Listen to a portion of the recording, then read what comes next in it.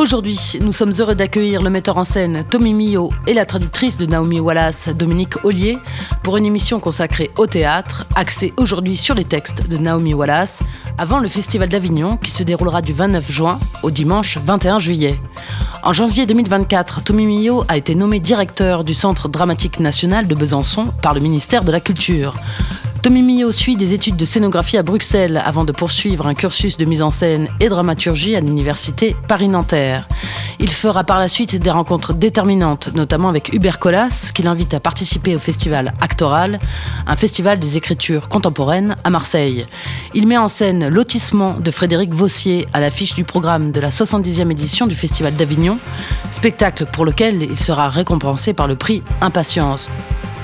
Impossible ensuite de freiner la création de Tommy Millot qui mettra en scène Simon de Hubert Colas en 2018 au Festival Actoral de Marseille et de Montréal, La Brèche de Naomi Wallace en 2019 au Festival d'Avignon et au 104 à Paris, Massacre de Louisa Cunillier en 2020 à la Comédie Française, Médée de Sénèque en 2021 à la Criée au Théâtre National de Marseille, L'Arbre à sang de Angus Tcherini en 2023 à la Comédie de Béthune, Qui a besoin du ciel de Naomi Wallace en 2024 toujours à la Comédie de Béthune. L'autre invitée de cette émission est Dominique Ollier, la traductrice de Naomi Wallace, comédienne née au Québec et qui passe son enfance à Londres. Traductrice de plus de 100 pièces de théâtre, elle connaît les auteurs suivants sur le bout de la langue: Ronald Hartwood, Angus Tcherini, David Craig, Caril Churchill, Penelope Skinner, Ariel Dorfman, entre autres. Naomi Wallace, écrivaine contemporaine, a écrit Au cœur de l'Amérique, Une puce épargnée là, La carte du temps, Les heures sèches, La brèche, Qui a besoin du ciel, publié aux éditions théâtrales, éditeur soutenu par le Centre national du livre à travers sa commission théâtre. Aussi, pourquoi choisit-on de mettre en scène un texte et pourquoi et comment devient-on la traductrice ou le traducteur d'un auteur en particulier ? Comment s'approprie-t-on un texte avant de le partager et d'imaginer une fresque vivante censée représenter l'essence de la pensée de l'auteur ? La littérature serait donc vivante par nature, elle se meut, elle coule à travers les psychés des différents individus qui s'y intéressent ou qui tombent dessus. Pour parler théâtre et écriture contemporaine, c'est maintenant.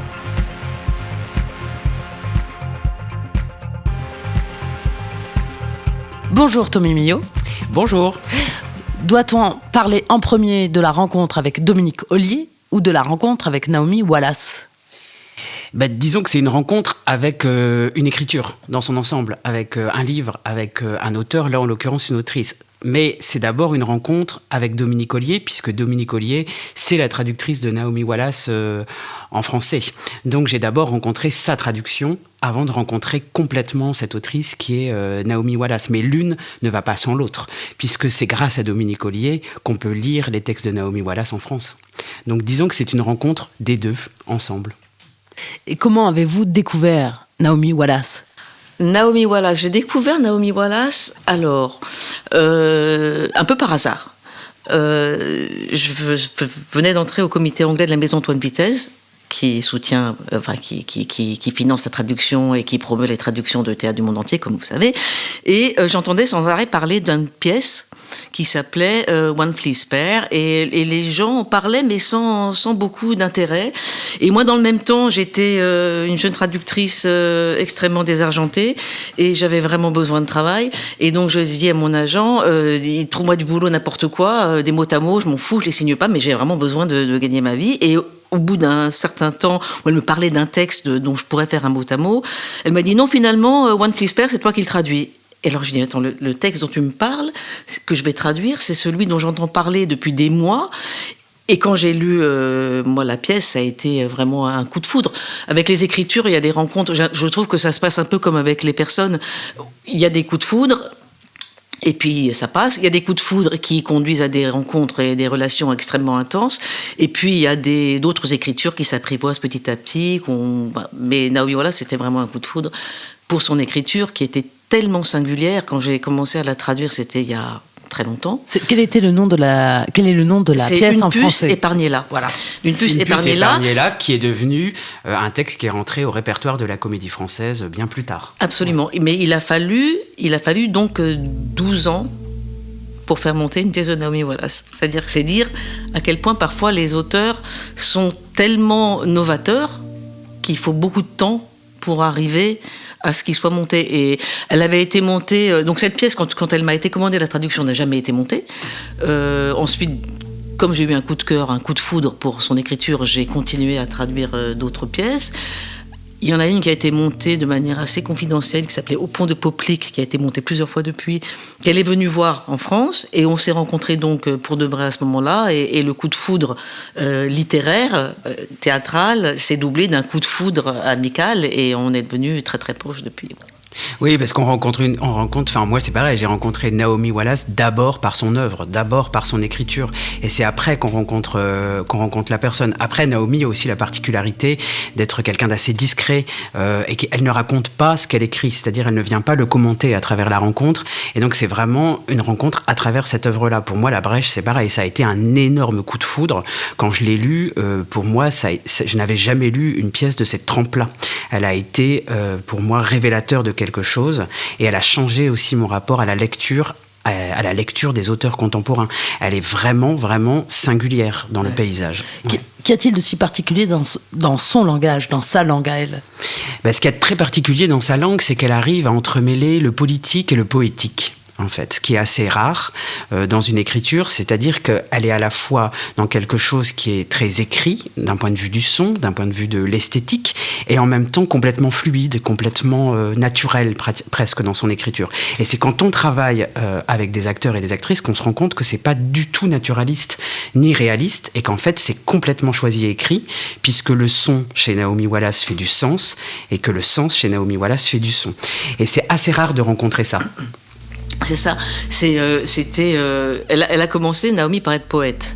Mais elle a toujours été quelqu'un d'extrêmement engagé politiquement.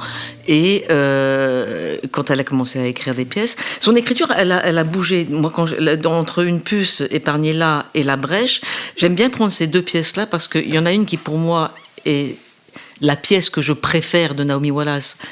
C'est Une puce, c'est un petit bijou. Mais sa meilleure pièce, c'est La Brèche. Du moins à partir d'après, je parle pas des suivantes. Hein, mais c'est ton point de vue, Dominique. Oui, c'est ça. Elle serait là, elle ne serait pas contente. Ah non, mais elle serait pas contente. Non, elle dit, moi j'aime tous mes enfants. Mais ce que je veux dire, je parle pas des pièces après La Brèche. Hein. Moi, quand j'ai lu La Brèche, je me suis dit, cette pièce est parfaite. Un chef-d'œuvre. Elle est parfaite du point de vue de la construction, de ce qu'elle raconte, de l'audace des personnages, de leur nature, leur matière, la matière des mots. Tout ça, c'est parfait. Si on peut recontextualiser donc l'histoire de La Brèche, il s'agit donc de l'histoire d'une bande d'adolescents qui se retrouvent bien des années plus tard, sauf qu'entre-temps, ils ont perdu l'un des leurs. Exactement, il y a eu un événement.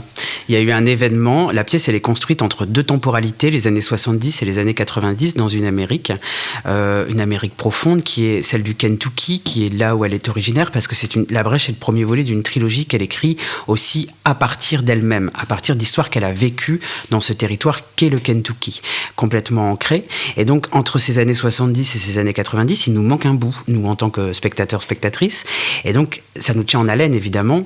Ça a détruit complètement ce groupe d'amis entre guillemets, pour le résumer très rapidement, et on comprendra qu'à la fin de la pièce complètement ce qui s'est passé. Donc il y a un ressort dramaturgique qui est extrêmement puissant. Voilà.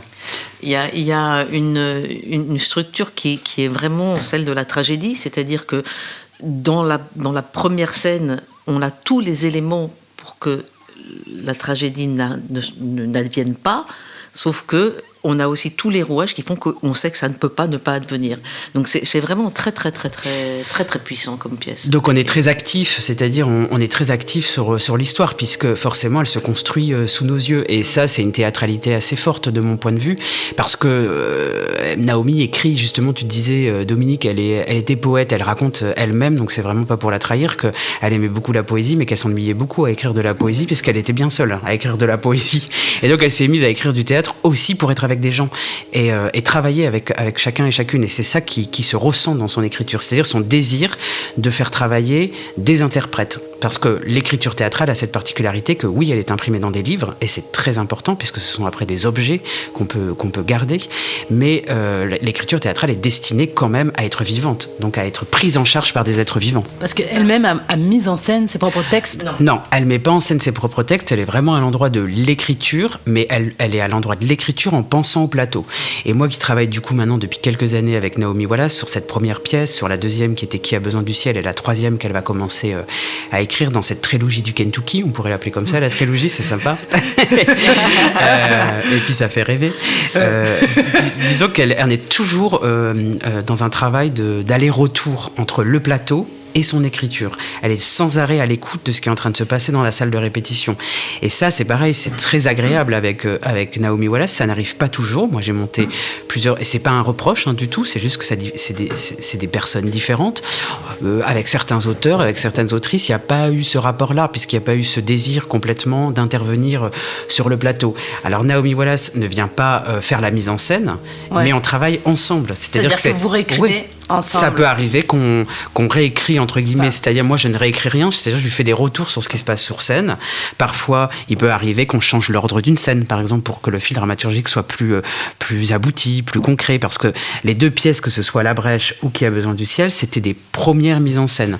La particularité de cette trilogie aussi pour Naomi, c'est que c'est la première fois que ça lui arrive dans sa carrière, c'est que les pièces sont d'abord montées en français avant d'être montées dans leur langue originale. Donc grâce aussi à la traduction de Dominique, c'est une véritable chaîne humaine qu'on fait ensemble. Ouais, on essaie. Mais c'est ça qui est formidable avec le théâtre, c'est qu'on n'est jamais seul. On le fait aussi pour ça, pour être avec les autres. Et donc cette chose-là, elle est particulière pour Naomi. La Brèche, en fait, elle n'a pas été montée aux États-Unis quand elle a été écrite en 2005. Tout simplement parce qu'elle a été censurée. Elle a été censurée, c'est 2005, je crois, l'écriture. 2005, la Brèche ? Je me trompe non, peut-être. 2015. 2015, voilà, j'ai raté une petite décennie. Voilà, ça arrive, un petit trou de mémoire. Donc 2015, elle n'a pas été montée, puisque le festival pour lequel elle l'avait écrit aux États-Unis, à Louisville, avait censuré la pièce, tout simplement puisqu'il y avait une histoire de médicaments dans la pièce qui venait confronter les personnages. Et donc les laboratoires pharmaceutiques, qui finançaient en partie ce festival en tant que mécènes, ont demandé à Naomi de retirer cette chose-là. Elle a refusé, donc la création a été d'abord en français au Festival d'Avignon. Voilà, donc c'était très très particulier pour elle, parce qu'elle ne parle pas français. Parce que en général, ce travail qu'elle a fait avec Tommy sur La Brèche et sur Qui a besoin du ciel, elle le fait évidemment avec la première équipe qui crée la pièce. Donc quand on reçoit le texte, il est abouti parce qu'il a déjà été à l'épreuve du plateau. Ces deux pièces-là, c'était brut sorties de chez elle et qu'elle nous les a livrées comme ça, avec évidemment le besoin d'entendre, en n'ayant jamais entendu les pièces lues, parce que Naomi, elle écrit chez elle, mais elle a vraiment besoin... Ce qu'on sent dans son écriture aussi, pardon, je digresse, c'est... elle part toujours des corps.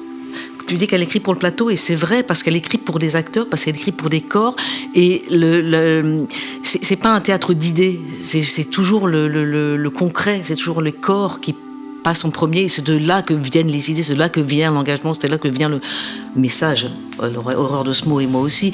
Mais vous voyez ce que je veux dire, ça part de gens, des corps, en général des corps qui ont souffert, des corps maltraités par le travail, des corps maltraités par la parce qu'elle elle parle des opprimés. Dans toutes ces pièces, elle parle des opprimés. Donc les opprimés. C'est la lutte des classes, quelque part, qui se répète. C'est la lutte des classes qui se répète. Et quand elle parle des opprimés, ça revient dans toutes les pièces. Tout le monde dit mais c'est tout le temps les mêmes personnages. Mais les opprimés, je suis désolé, c'est tout le temps les mêmes. C'est les femmes, c'est les homosexuels, c'est les noirs, donc dans notre société occidentale. Donc forcément, comme c'est son obsession, comme c'est la chose sur laquelle elle travaille, et forcément d'une pièce à l'autre, ça revient. On n'en a pas fini avec ça. Ben non. Ouais. Et Tommy, pour vous, qu'y a-t-il de si grisant, on va dire, à mettre en scène un texte, le faire évoluer, c'est-à-dire au moment... à l'instant T, on va dire, voilà. Mais ce qui est grisant, c'est déjà le travail collectif avec une traductrice comme Dominique, avec Naomi, avec la bande d'interprètes, avec les créateurs son, lumière. On n'est jamais seul. Quand on fait du théâtre, je le redis, et c'est vraiment pour ça aussi que je le fais.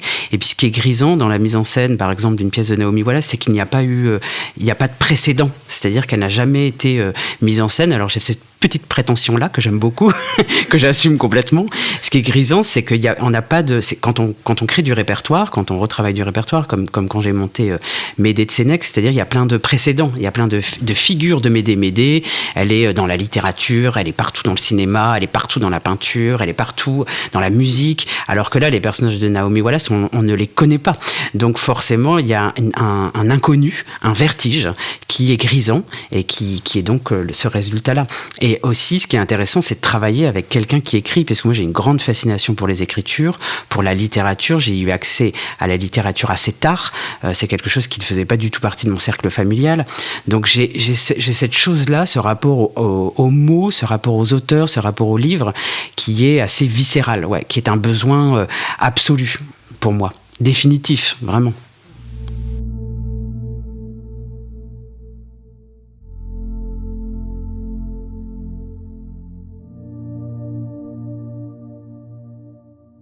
Tommy, vous m'avez envoyé on va dire la profession de foi de Naomi Wallace, à travers laquelle elle appelle à questionner l'imaginaire de classe. C'est-à-dire, est-ce qu'on peut finalement éduquer son imaginaire, ou alors est-ce contre nature, justement ? Elle parle de ses fantasmes quand elle était adolescente, alors qu'elle assistait elle assistait à la lutte des classes, là où elle habitait, justement, au Kentucky, à travers 2 communautés, disons, qu'elle a pu fréquenter. Les Noirs d'un côté, on va dire, et sa famille de gentleman farmer. Je crois que c'est ça. Vous m'arrêtez si je... Oui, c'est ça, oui.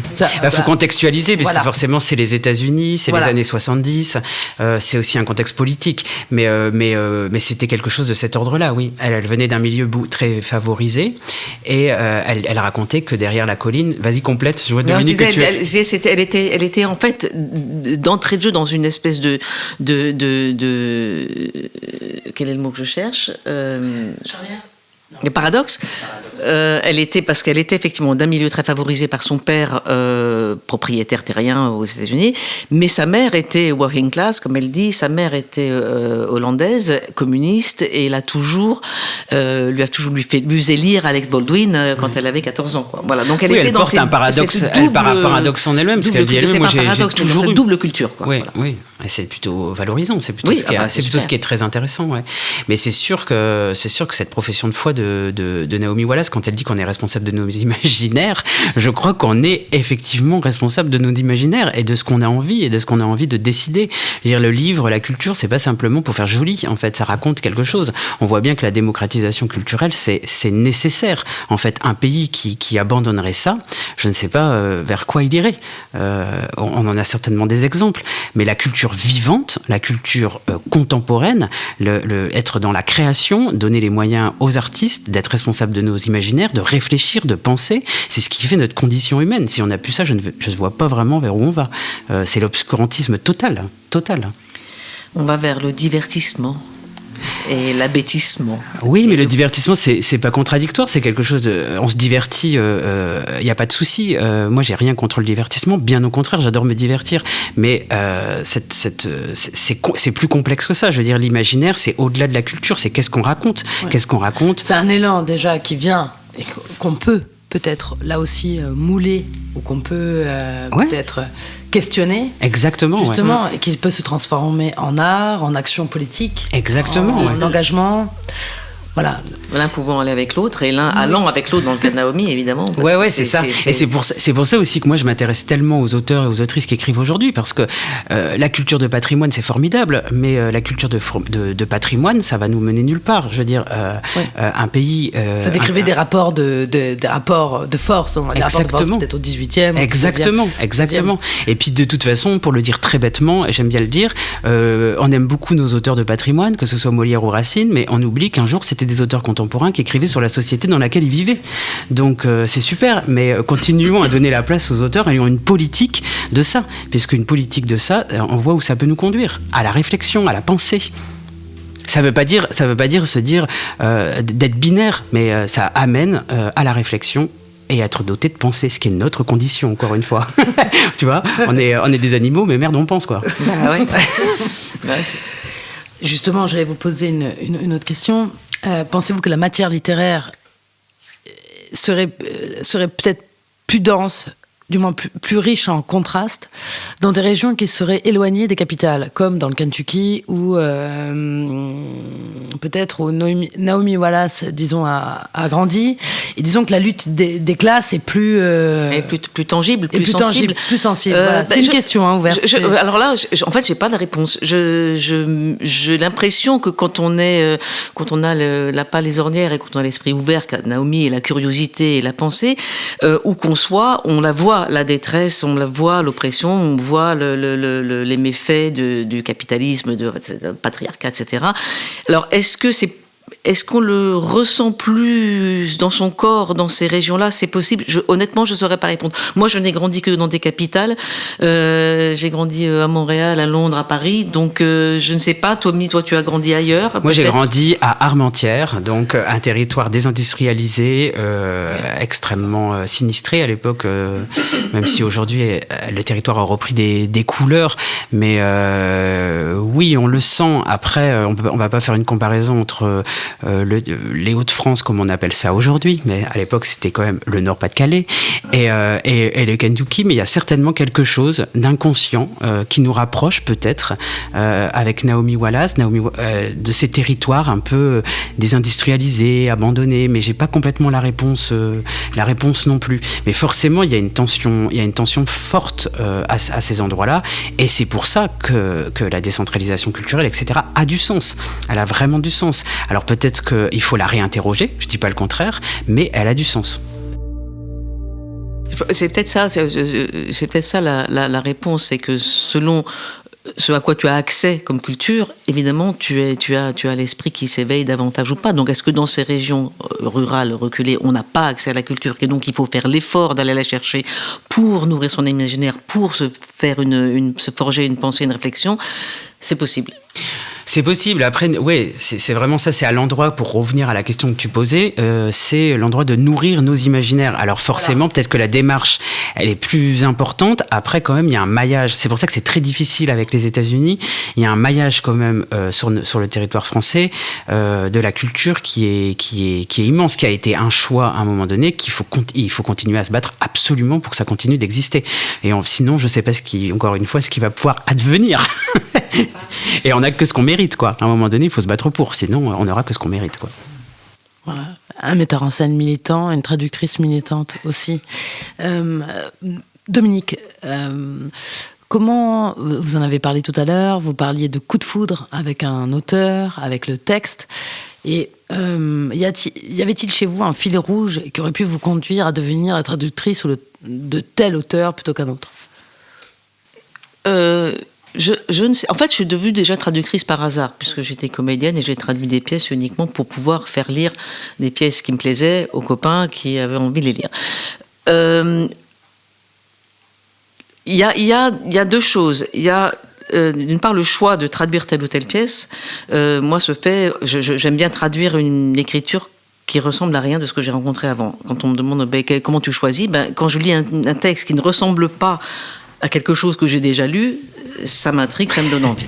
Ben oui, l'inconnu, mais c'est comme ça qu'on s'est rencontrés aussi autour d'Ambush Chérini, voilà, qui est une langue complètement dingue. Ouais. Et après, ce que raconte la pièce, évidemment, je vais pas traduire des... Après, j'ai traduit des auteurs que j'appelle bourgeois, comme David Hare, qui est un auteur qui a été un auteur militant politique de gauche, qu'il est devenu très installé maintenant, et qui, lui, n'a pas une langue travaillée. Il a une langue très, très, très basique. Mais le contenu de ses pièces était intéressant et c'était des choses bonnes à dire. Donc ça, j'ai traduit ça aussi. Mais c'est vrai que j'ai plus envie de travailler, d'avoir des défis comme Chérini dont tu parles, qui est une langue qui ressemble absolument à rien d'autre et où chaque mot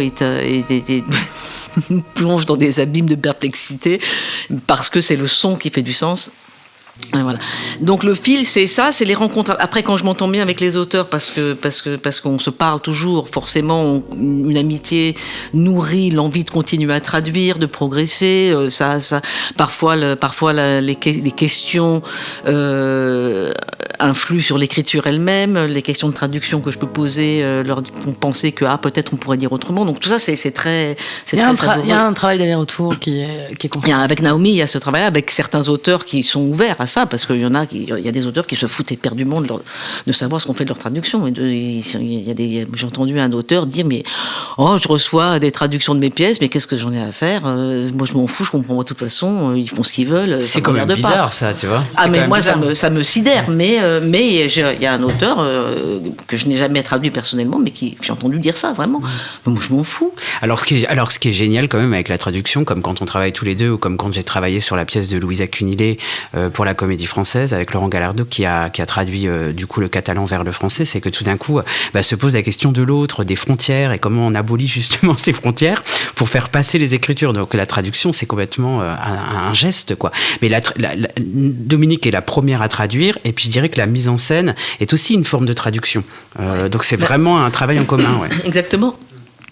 Pour citer toujours Antoine Vitesse, il disait que le traducteur est le premier metteur en scène du texte traduit, parce que c'est le premier filtre, mais quand le traducteur fait son boulot correctement, il laisse la place à tout ce qui vient après, c'est-à-dire que l'auteur écrit, le traducteur écrit, mais moi, j'essaye d'ouvrir le sens. J'essaye de respecter toutes les ouvertures de sens possibles pour laisser la place au metteur en scène, qui laissera la place aux acteurs, pour qui que laissera chacun la place aux spectateurs et aux spectatrices. Voilà, pour que chacun mette sa brique pour qu'on ait un spectacle, une histoire et une histoire. Raconter une histoire. Il n'y a pas de maîtrise. Moi, ça m'est arrivé vraiment de me battre avec des acteurs qui voulaient changer le texte pour dire comme ci, comme ça, et je leur dis mais si tu le écris comme ça, tu es obligé de le jouer comme si. Et tu n'as pas encore commencé à répéter. Comment tu veux savoir maintenant comment tu voudras le jouer? Si tu fermes ça, tu n'as pas le choix. Et donc vraiment de lutter pied à pied pour expliquer aux acteurs qu'ils essayent d'abord comme c'est écrit. Après, moi, je suis toujours ouverte, tu le sais, je suis toujours ouverte à retravailler, à traduire. Après, on peut toujours faire mieux. Mais pas quand c'est pour des mauvaises raisons. Ouais. Non, mais ça c'est vrai, avec Dominique, jusqu'à la dernière minute, on a changé des choses sur Qui a besoin du ciel. Sur La Brèche, ça a été le cas aussi. Naomi a refait des changements avant des petites choses, surtout le début, ça peut être quoi? Vous entendez quoi par petites choses, par exemple? Mais quand même, ce qui est intéressant avec Naomi, c'est qu'elle coupe. Alors ça, je trouve ça toujours intéressant, c'est qu'elle essaie toujours d'arriver à quelque chose qui est pas trop bavard, trop explicatif. Donc du coup, elle part toujours d'un endroit et puis elle coupe des scènes, elle coupe des bouts, elle coupe des fois un mot dans une phrase. Alors là, tu te dis, mais elle est vraiment tarée, parce que qu'est-ce que ça va changer? Et puis en fait tu te rends compte que tous les petits mots qu'elle a coupés par-ci par-là, ça a fluidifié le texte. Donc il faut faire confiance à ça. Après, c'est sûr que là aussi le travail est énorme pour Dominique, c'est que l'anglais est une langue beaucoup plus sèche, beaucoup plus rapide, beaucoup plus plastique, beaucoup plus sonore. C'est pour ça que le théâtre anglais est génial, quoi. Et c'est pour ça que les acteurs anglais aussi ont un truc assez fascinant dans leur formation, etc., sur le son, sur le jeu. Alors tout le travail après que Dominique fait, c'est là où vraiment c'est formidable, c'est que tu arrives à essayer de le retranscrire en français, parce que la langue française est une langue, comment dire... c'est une langue qui est magnifique. Il y a plus de vocabulaire, mais qui est surtout riche de sa grammaire. Mais cette grammaire qui nous permet des tas de subtilités, c'est aussi une entrave quand on veut faire elliptique, court, plastique. Si on prend l'angle de Chérini, il écrit du son. Il met trois mots ensemble qui sonnent avec que des monosyllabes et des consonnes dures, et puis on comprend très bien ce que ça veut dire. En français, il faut, j'ai toujours traduire Chérini, je suis en train de traduire un texte là je m'arrache les cheveux. C'est comme si j'ai un solo de batterie et moi pour le transcrire j'ai qu'un piano. Alors c'est bien le piano, mais ça fait pas le même son que la batterie. Pouvez-vous nous parler justement de l'œuvre de Chérini et de cette œuvre qui vous a amené aussi à collaborer ensemble? Ouais. S'il vous plaît, pour ceux qui ne connaissent pas. C'est grâce à Dominique, encore une fois, puisqu'elle a ce talent d'aller dénicher des auteurs comme ça. C'est vrai que l'écriture de Chérini, c'est la première fois donc, du coup, qu'il a été traduit en français par Dominique et donc édité cette année, l'année dernière. L'année dernière aux éditions théâtrales, pour son premier texte. Là-bas, il est très connu et reconnu pour son œuvre.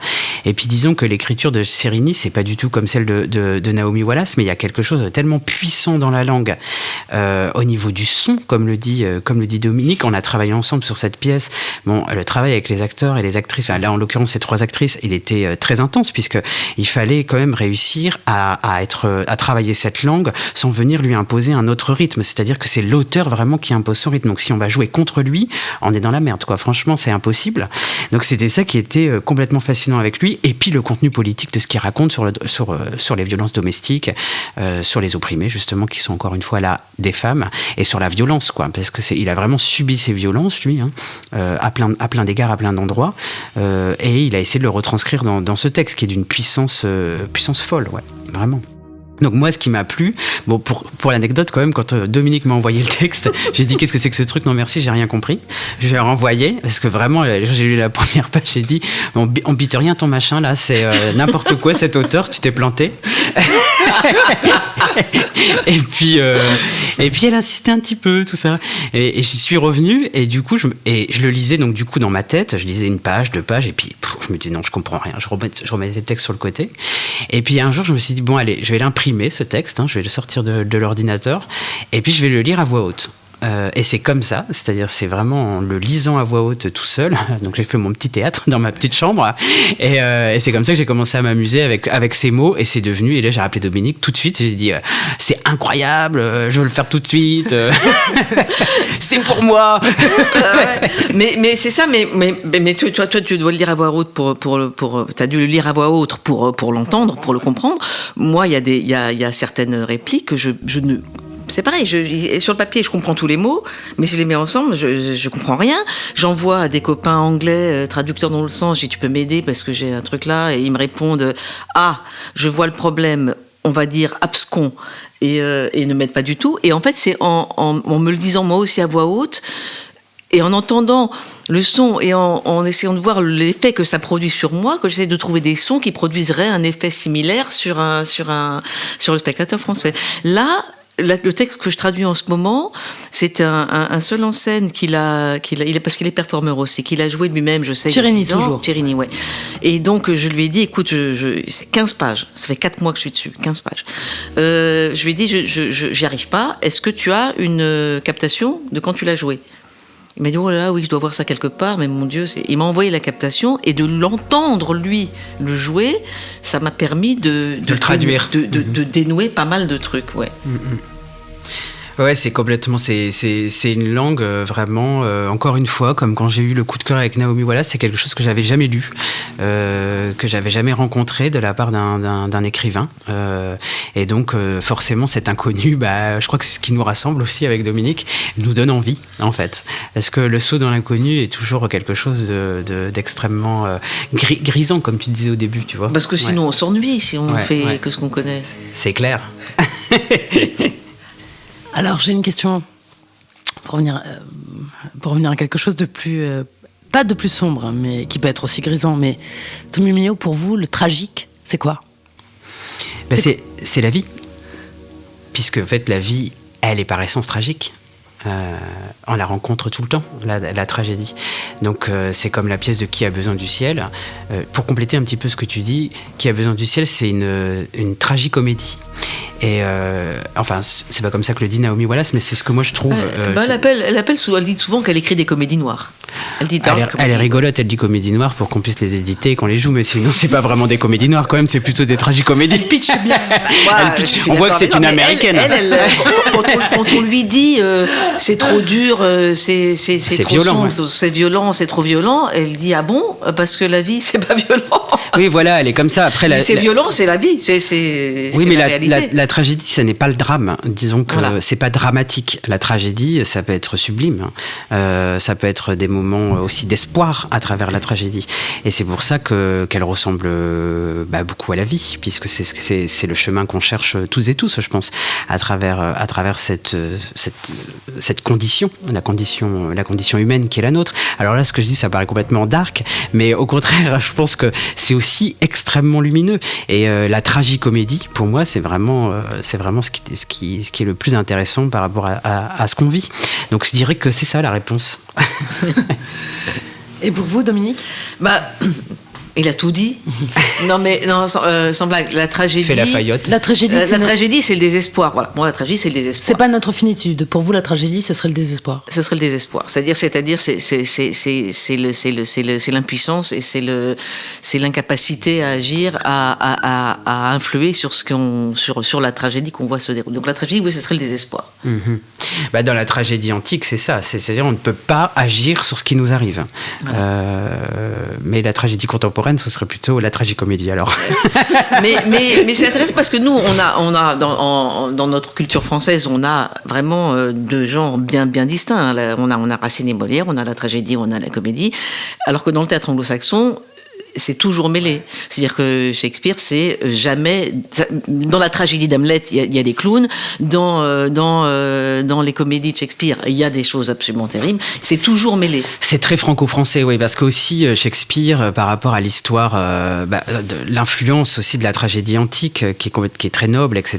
Bon, c'est vrai que Shakespeare a plutôt été puisé chez Sénèque, comme on le sait, qui est un genre différent de celui de la tragédie antique, de celle d'Euripide, qui est beaucoup plus pure, etc., dont Racine a complètement été chopé des choses, notre grand auteur à nous, de tragédie, disons. Donc c'est vrai que ça s'est séparé comme ça, alors qu'en Angleterre, le théâtre anglo-saxon est différent, mais ça prend ses racines à un endroit. Ça prend vraiment ses racines à cet endroit-là, parce que, Sénèque, c'est de la tragédie, mais c'est de la tragédie extrêmement différente de celle d'Euripide. Ouais. D'accord. Et celle de Sophocle ? C'est encore autre chose. Il faudrait que je travaille un petit peu pour répondre. J'ai pas fait encore. Moi, je suis pas compétente. C'est pas un quiz. Pas compétent. Pas compétente. D'accord. Excusez-moi, je ne sais pas le grec. Et enfin, comment vous êtes-vous rencontrés tous les deux ? Au café. Dans un bistrot dans le 18e, où j'ai appelé Dominique en disant j'ai beaucoup aimé La Brèche, vous êtes traductrice, je vais le monter au Festival d'Avignon, à l'invitation, à l'époque c'était Olivier Pi qui dirigeait le Festival d'Avignon, puis elle m'a regardé genre qu'est-ce qu'il me raconte ce petit con. Pas ce petit con, je me dis. J'ai dit oui, enfin peut-être, pour moi c'était évident qu'il ne m'a pas parlé d'Olivier, mais il m'a dit que je vais monter à Avignon. Je dis oui, enfin peut-être dans une salle quand même correcte, genre on va pas donner Naomi Wallace à n'importe qui.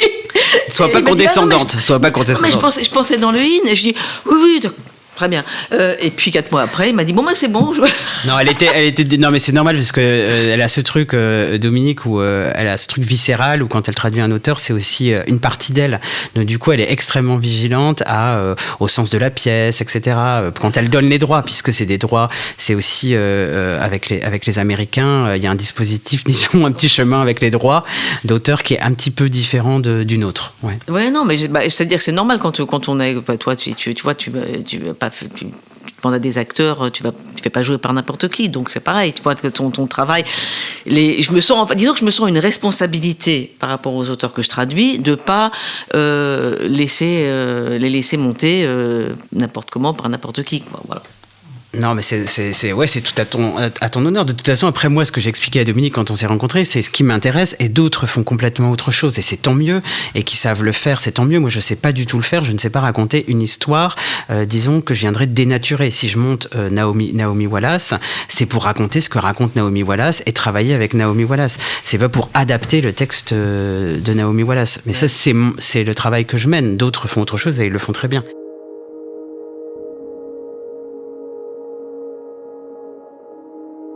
Peut-on dire que Quai Tempest, qui est devenu Quai Tempest, s'inscrit dans cette mouvance, on va dire, de l'auteur qui révèle les ambiguïtés de notre époque avec un langage très vivant, très parlé?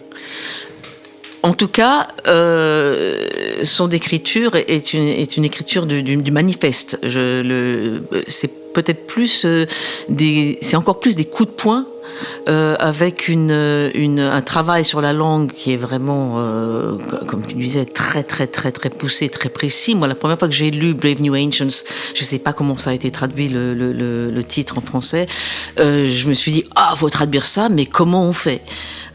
Quelqu'un l'a fait depuis. Je l'ai pas lu en français, mais c'est vraiment une chose qui qui l'interprète, et en anglais, je ne crois pas que ce soit interprété par quelqu'un d'autre. En français, évidemment, je ne l'ai pas vu en français, je ne sais pas, tu as vu toi? Non, je ne l'ai Tommy? pas vu, mais je dirais J'ai comme ça, après je n'ai pas ta connaissance de cette écriture-là, mais il y a quelque chose de très organique, vraiment qui est viscéral, qui est vraiment aussi très personnel. Qui est très personnel. Et qui est pris en charge.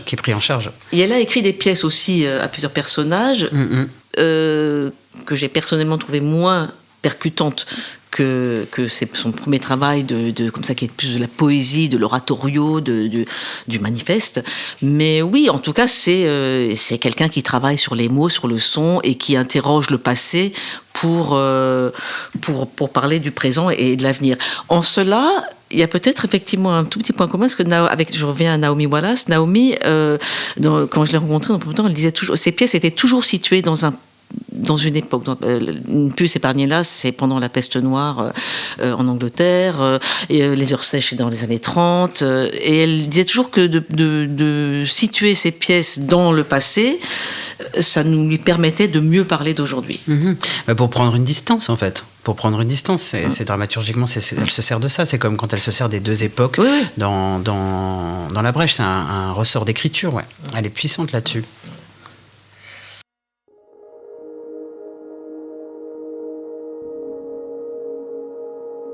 Ma dernière question, à Tommy ainsi qu'à Dominique. Que diriez-vous à quelqu'un qui hésite à écrire mais qui s'interroge sur le médium? C'est-à-dire, est-ce que ce sera un livre, un roman, une pièce de théâtre? Que dire à quelqu'un qui hésite Mais de ne pas hésiter. Parce que justement, on disait, on est responsable de nos imaginaires. Et donc, il ne faut pas s'interroger sur le médium, le média, c'est-à-dire c'est la forme que ça va prendre. Il faut d'abord commencer par écrire, parce que l'acte d'écrire est un acte assez solitaire. Et il faut avoir la volonté. C'est pour ça que moi, je suis très fasciné. Je trouve que c'est un métier extrêmement difficile de prendre en charge ça, c'est-à-dire de coucher des choses sur du papier, de donner des mots. Donc, surtout, ne pas hésiter. J'allais dire de s'écouter, d'écouter sa nécessité. Et si voilà, ce que tu as à dire, ça sortira comme sortira. Et si toi ça te parle, ça parlera peut-être à quelqu'un d'autre. Mais de pas chercher, de pas forcément s'interroger sur le médium, mais de lancer, de s'écouter, d'écouter sa nécessité intérieure. Comme tout geste, il ne faut pas tout de suite peut-être s'interroger sur sa finalité. Voilà. Merci beaucoup Tommy Millot, merci beaucoup Dominique Ollier. C'était donc une émission pour parler spécial théâtre à partir de l'œuvre de Naomi Wallace.